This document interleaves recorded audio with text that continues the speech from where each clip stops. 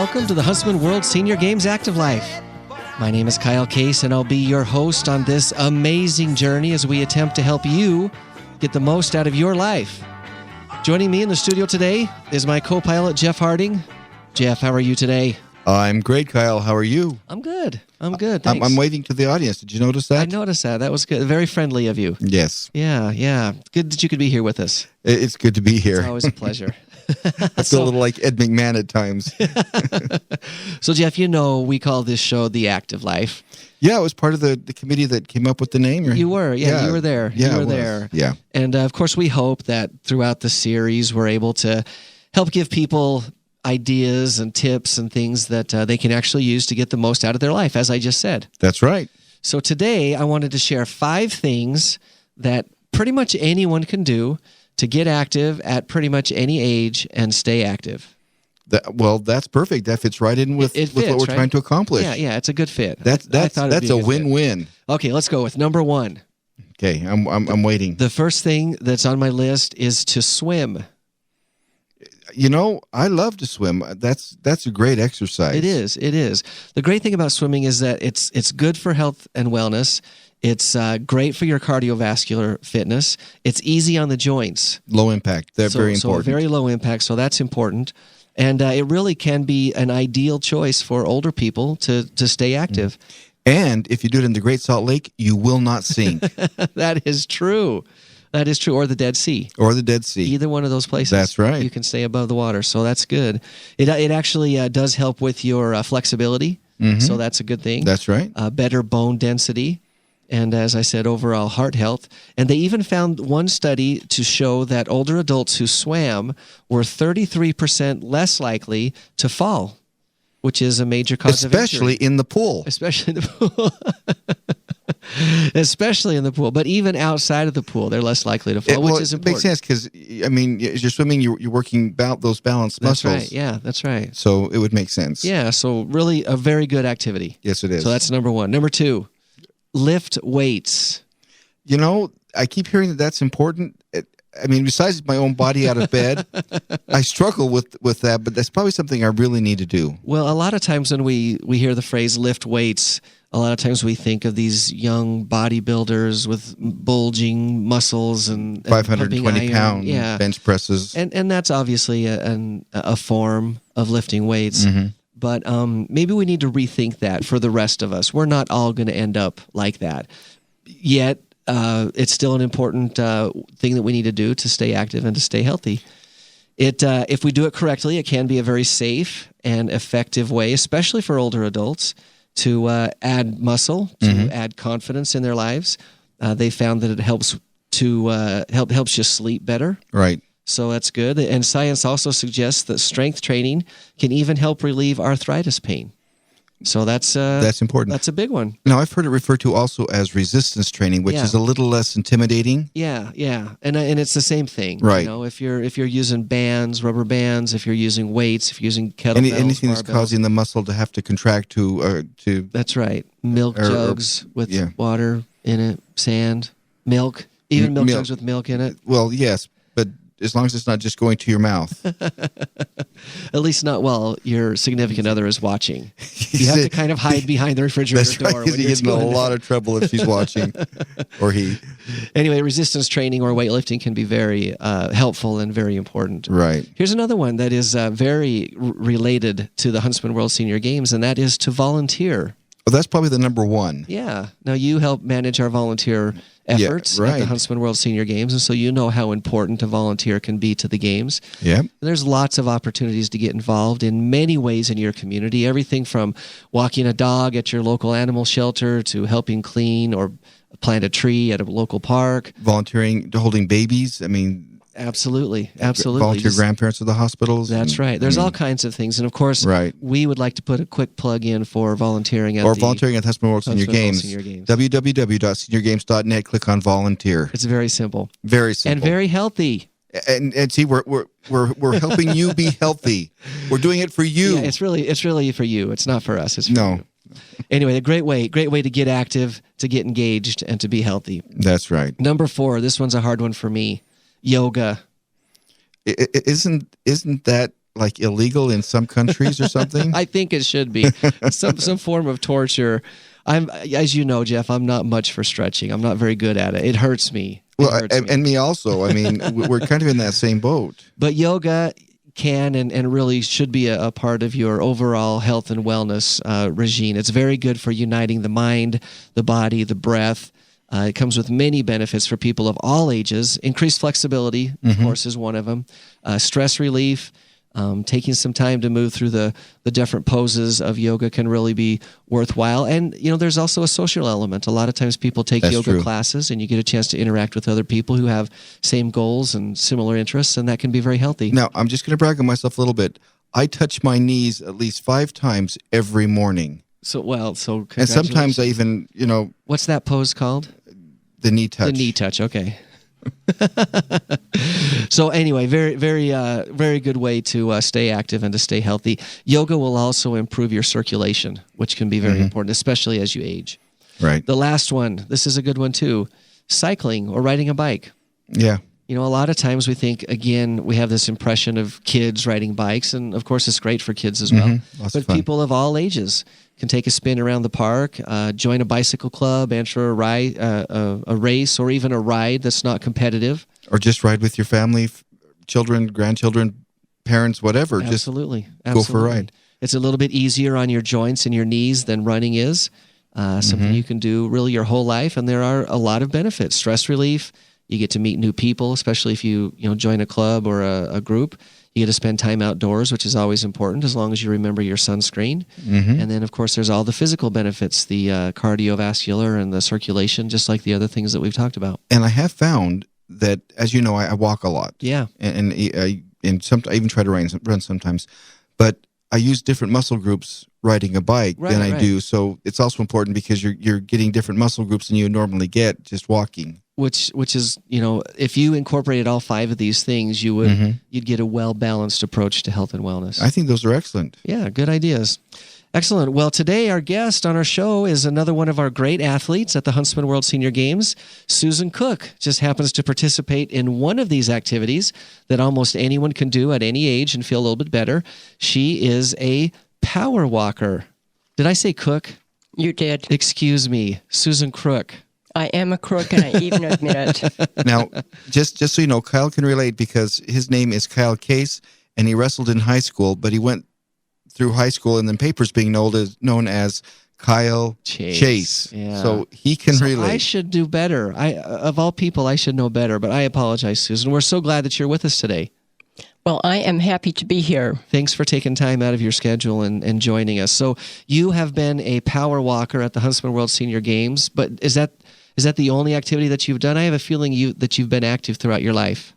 I have been, and I took up power walking when I retired from running because it just hurt too much to run anymore. Yeah. And she's in shape, so that says a lot about the pounding that running can put on your body. Yeah. So let's go back when you were growing up as a youth. What activities did you participate in? Organized sports, or were you just active, or what was your youth like? The main activity was bucking bales on the farm, and so we did our weight training there. Yeah, I'll bet you did. Good start. Good start. Yeah, the bale toss, the jerk and lift with the bale. We had various. Were they 2-wire or 3-wire? They were twine. My father made smaller bales because the girls hauled the hay. Well, okay, that was nice of him. And that kept you active. We did, especially running after the wagon when they went ahead without us. Oh, yeah. Running with the bale in your hand, trying to catch up. Yeah. So where was this at? Where were you farming? It was in Heber City. I tell people before Park City even had a rope tow. You were there in Heber City, running behind the hay wagon. That's right. Excellent. And so you were active as a youth just from working on your parents' farm, which is great. Did you ever compete or participate in organized sports? Well, I'm old. I grew up before Title IX, so we didn't even have sports for girls in high school or junior high. You didn't have So that did I. Yeah. But we had a summer league softball team that we started in junior high and went all the way through high school. Yeah, great. That was a lot of fun. It was slow pitch. Yeah. Oh, so the girls played slow pitch. Yeah. I was the pitcher. I used to bowl the same way I pitched with a 10-foot arc. I bet the bowling alleys love to see you come in. There she is again. Get the pads. Yeah, it was bad. The 10-foot arc in your bowling game. So were you a good bowler? No, I was a lousy bowler. Not so much. Okay, Kyle. Picture 10-foot arc, ball. Well, it seems to me that if the arc ends right at the pins, okay, you might actually be okay there. Yeah, that's true. My bad. I hadn't thought it all the way through. So it could have been a good thing. Yeah, but it wasn't. But you did play softball. Right. Did you have? Was it like an intramural situation? Did you play against other? It was a county softball. Okay. Remember the old Shamrocks semi-pro team? There were some of those women still around, and when you tried to run into home plate, and we were like 14 and 15-year-olds, it was really scary. They kind of blocked you. I actually had a cousin who played for the Shamrocks. Oh wow. Yeah, they were tough. So you were connected there. That's cool. Indirectly, well, yeah. I mean, my through your family. I was actually a second cousin, but yeah. Yeah, fun. So you played that up kind of through high school. Right. Did you continue into college in any way with organized sports or? No, I was an English major. We didn't do that sort of thing. Oh, okay. That was frowned upon. We had theater and things like that. Okay, all right. But I did get into swimming. Okay. And tennis a bit. And I must have had a lot of self-confidence because I was teaching tennis without really knowing how very much. And I didn't know how to swim, but I was teaching swimming. I'd go home at night and read the Red Cross manuals and practice on the piano bench. Really? And then we'd go in the morning and teach the kids how to swim. And they'd say, that. Teacher, tell me how to dive. We'll do that tomorrow, kids. Yeah, and then you go home and cram Can't you just the see Red her Cross book. planking on the piano bench, working on her strokes? That's great. And notice she's talked at least of 2 of our 5 so far. I know. So she is really right on track. The resistance training and swimming. So well, we had to bicycle to our tennis lessons. 3. When I was a kid, so, 3. yeah, we did it all. Yeah. We didn't roller skate. We didn't have very good places for roller skating. Not back then in Heber. The roads were kind of rough and not many sidewalks. And we didn't have good roller skates. And if you're out on the farm, the roads are really bad for roller skating. Yeah, we didn't have traction tires on roller skates. Yeah, those old dirt roads probably didn't work very well. So you kind of it sounds to me like, Susan, you've kind of taken it upon yourself to be active and to be engaged, and even when there weren't organized activities available to you, you still found ways to do that. Yes. Well, that's great. That's great. So you got through college. Were you giving swim lessons? Was that a job or was that just something you did for fun? Yeah, that was a summer job. I was a PE minor. Okay. So I had to. This was fun. When I was taking my skills classes, I got to be the model of how not to do volleyball. Oh, okay. Watch Susan and don't do what she does. You were the bad example. Yeah. I don't play volleyball. It's nice that you could hide your skills to that level that they would. Well, if you're just joining us, you're listening to the Huntsman World Senior Games Active Life, and we're visiting with Susan Crook, who has been a power walker at the Huntsman World Senior Games, but also just an all-around active individual and has really gone out of her way to try to stay active. Now, you after college, or maybe during college, you kind of got into running. Is that correct? Yeah, sort of after college. Got interested in running. I did it because it was so boring to watch other people and wait for them, especially at marathons. Oh, yeah. So I said, yeah, I think it would be more interesting to just be there than have to wait for people. So that's actually be doing That's it. how I got into marathons. So did you hang out with a group of people who were runners, or were you volunteering at races? Or? No, I had family who ran and friends who ran, so just got into it.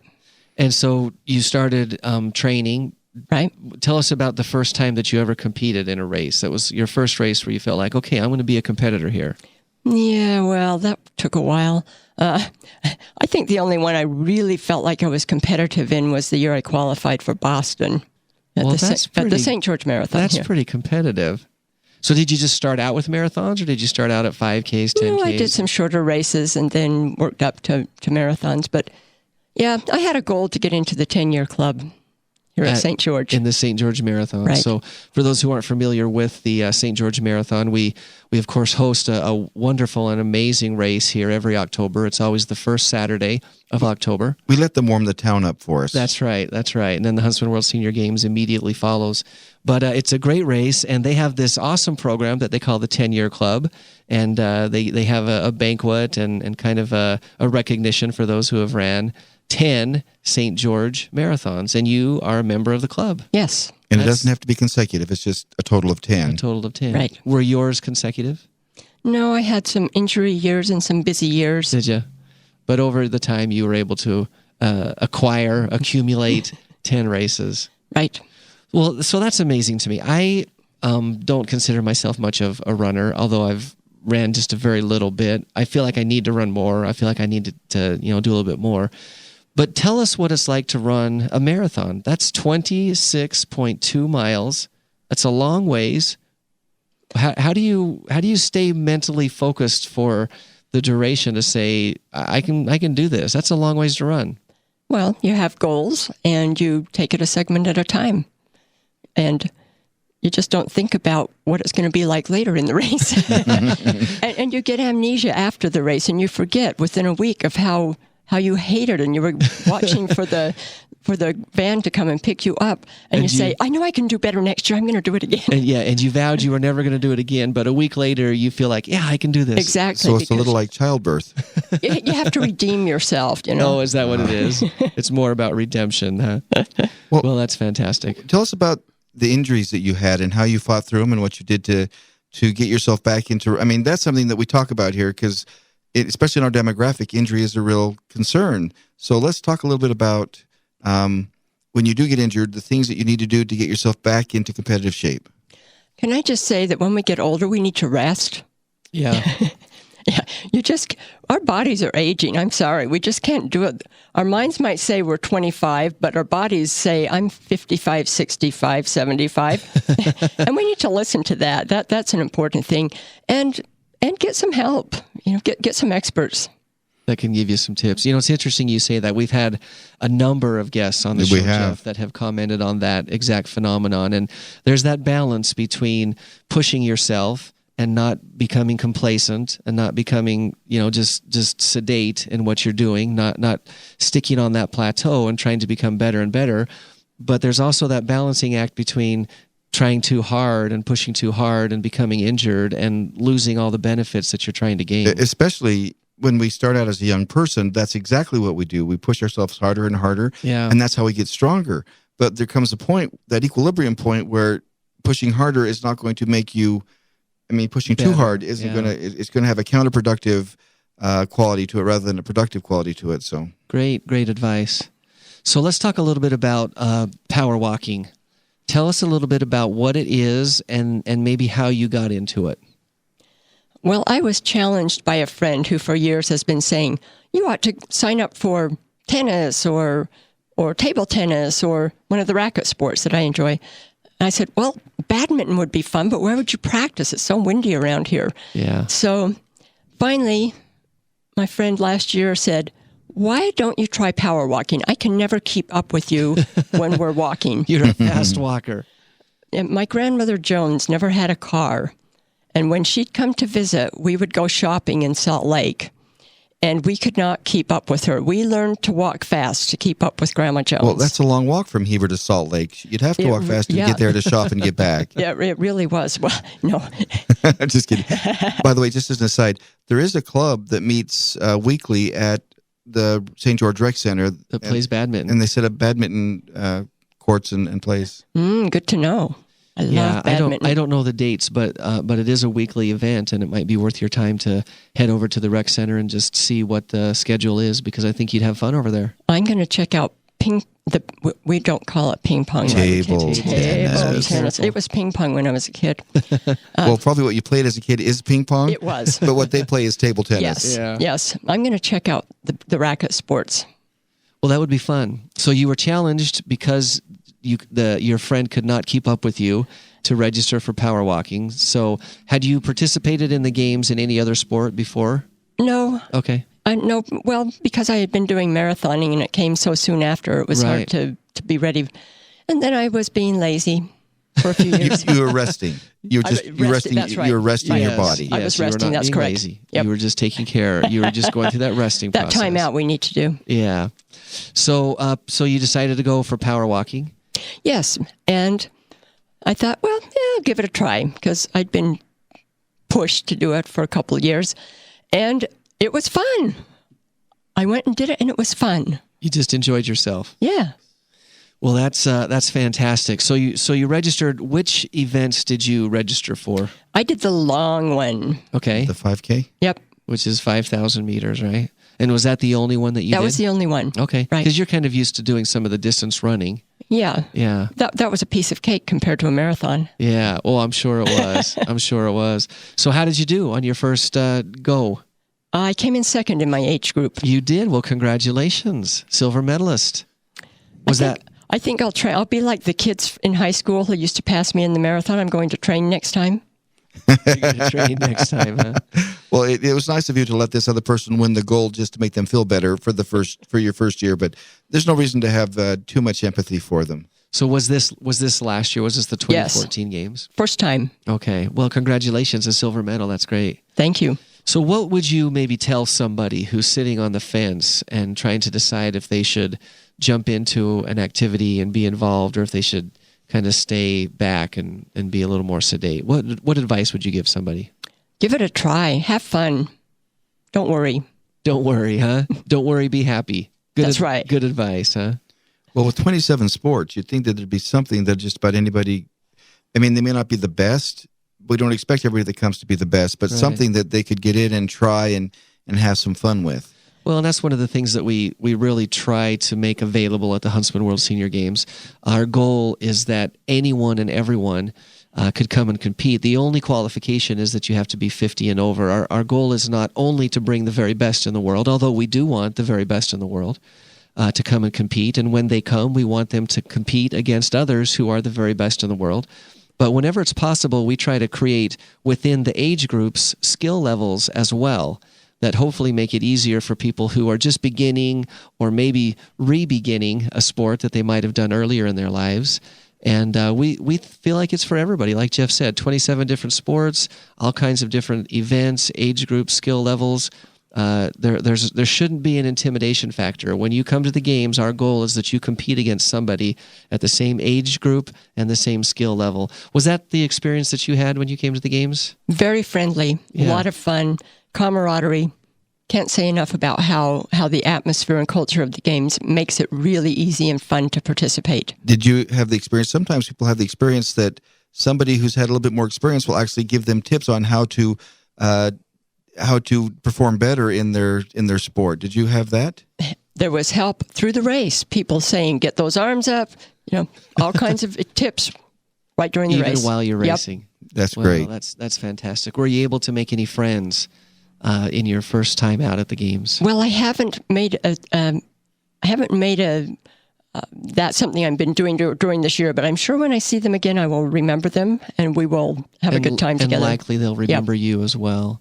Now, did you get a chance to compete against any of our friends from Barbados? Was there anybody in your age group? Do you remember? Not that I remember. Okay. Well, they always bring over a great contingency. They participate a lot in the track and field events, but we have a number of race walkers from Barbados as well, and they're always very open and friendly and very easy to talk to. So they tend to make it kind of a fun event as well. Were you able to participate in any of the extracurricular events at the games, the opening ceremonies or anything like that? No, I was still a little bit busy with other things, and so just didn't make an effort to get out to those. Yeah. Although they sound really fun. Well, let me just encourage you and everyone that even though we're a ways away from it, they're great events. The first Tuesday of the games, which is October 6th this year, will be our opening ceremonies, and October 13th will be our concert and celebration, and it's free, and everyone's invited. And Susan, that's about all the time that we have today. Thank you so much for joining us. Thank you. This was fun for me. Yeah, well, thanks for coming in. We appreciate it. We've been talking about it for weeks now, and online registration is open, and athletes are registering. And if you are 50 years or older, you also can register. It's very easy to do. You can go to our website, www.seniorgames.net, and register today. In addition to registration, on that same website, you can see schedules, you can see rules, you can just learn about the events as a whole, and it's a great resource if you're interested in finding more about the games. Also, if you're into social media, you can check us out on Facebook at facebook.com/World Senior Games. And we have a very active Facebook community. We do. So we encourage you to take advantage of that. And you can even follow us on Twitter, Jeff, at World Senior Game with no S at the end. Just one of us. There's not a bunch of us. Only one of us, World Senior Game. But anyway, we'd love to have you following and being a part of the games through social media as well. And it may be good to mention that bowling has also closed this week. Bowling has closed. That is true. Thank you. That is true. Tune in next week, Thursday at 4:30 Mountain Time on AM 1450 or FM 93.1 for those listening live. And here's our quote for the day. Whenever I see someone running faster than me, I assume they aren't going as far. Until next Thursday, stay active. Goodbye. Stay active. Goodbye. Stay active. Goodbye. Stay active.